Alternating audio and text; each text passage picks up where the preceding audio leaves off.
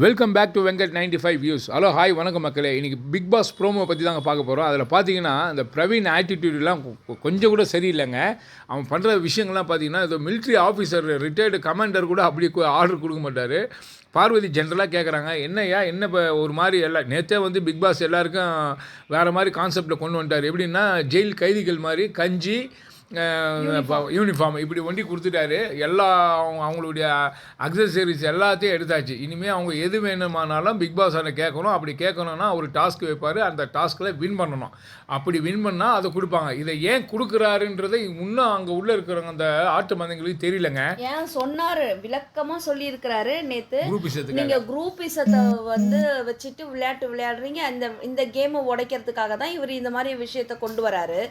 ஆனாலும் இந்த கனி அந்த குரூப்புக்கு தலைவி இல்லை அவங்க ஆனால் என்ன சொல்கிறாங்க, கம்ருதீனும் பார்வதியும் கூட குரூப்புன்னு பேசிக்கிறாங்க. அதாவது கீழே விழுந்தாலும் மண்ணு ஒட்டலை அப்படின்னு சொல்லுவாங்கல்ல மீசையில், அந்த மாதிரி கதை தான் கனி அங்கே உள்ளே பண்ணிகிட்ருக்குறாங்க.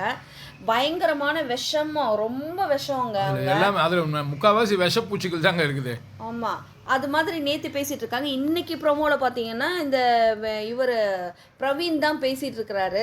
அட்லீஸ்ட் சுற்றி வளைச்சி எதுக்கு அவர் பேசணும், கரெக்டாக சொல்லிட வேண்டியது. ஆமாம், ஒரு மிலிட்ரி இது மாதிரி நான் பண்ண போகிறேன். ஏற்கனவே அவர் சும்மாவே பிக் பாஸ் ஒரு இது கொடுத்தாருன்னா இவர் ஒரு கான்செப்டை உள்ளே பண்ணிகிட்டு இருப்பார். பிக் பாஸும் எத்தனை தான் டாஸ்க்கை ஒழுங்காக விளையாடுங்கடான்னு சொல்லி பார்த்துட்டு அவராக ஒன்று கொண்டு வந்து யோசித்து ஏதோ ஒன்று பண்ணுவோன்னு பண்ணால் அதையும் இவங்க டம்மி பண்ணிடுவாங்க போல இருக்குது.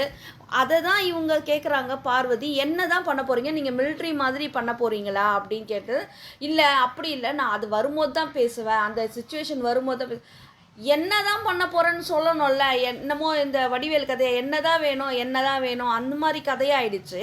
லாஸ்ட்டில் அதுக்கப்புறம் வழிக்கு வார்த்தையை பிடுங்கி விளையாடுறதுல நம்ம பார்வதிக்கு நிகர் யாருமே இல்லை. லாஸ்ட்டில் அவர் சொல்ல வந்த இப்படி தான் அப்படின்னு சொல்லுங்க அப்படின்னதையும் அவரும் சொல்லிட்டாரு. ஆமாம், நான் அப்படி தான் பண்ணுவேன். அது வேற ஒரு கோவத்தின் வெளிப்பாடாக சொல்கிறாரு. அதை ஃபஸ்ட்லேயே சொல்லிட்டு இருந்தா இவ்வளோ பெரிய கான்வர்சேஷன் தேவையில்லை. நேற்று கனியோட துணியை கொண்டு பார்வதி கையில் கொடுக்கணுமா கீழே வைக்கணுமா, அதை ஒரு பெருசாக கொண்டு வந்துட்ட ஒன்றுமில்லாத ஒரு விஷயம்.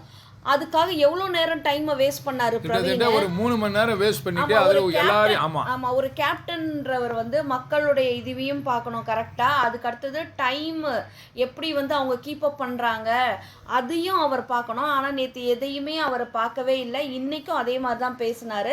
ஆனால் மூக்கை உடைக்கிற மாதிரி பார்வதி வழிக்கு கொண்டு வந்திருக்கிறாங்க.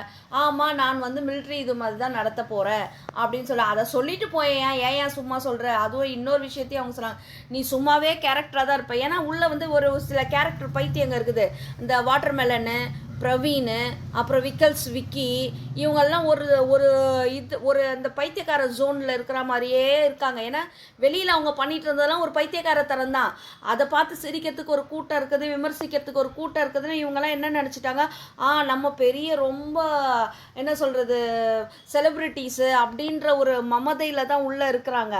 இந்த பைத்தியங்களெல்லாம் கொண்டு பிக் பாஸ் இந்த சீசனை வேஸ்ட் பண்ணிட்டாருன்னு தான் சொல்லலாம்.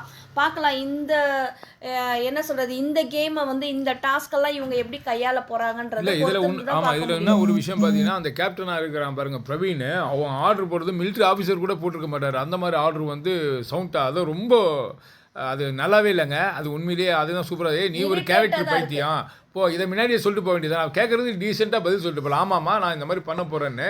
அதான் பதவி வரும்போது பணிவு வர வேண்டும் அப்படின்னு சொல்லுவாங்க. இது எதுவுமே கிடையாது. இது உள்ள என்னதான் நடக்குதுன்னு நம்ம பொறுத்து தான் பார்க்கணும். இந்த வீடியோ உங்களுக்கு கண்டிப்பாக பிடிச்சிருக்குன்னு நினைக்கிறேன். பிடிச்சிருந்தா லைக் பண்ணுங்கள், கமெண்ட் பண்ணுங்கள், ஷேர் பண்ணுங்கள், சப்ஸ்கிரைப் பண்ணுங்கள். தேங்க்யூ.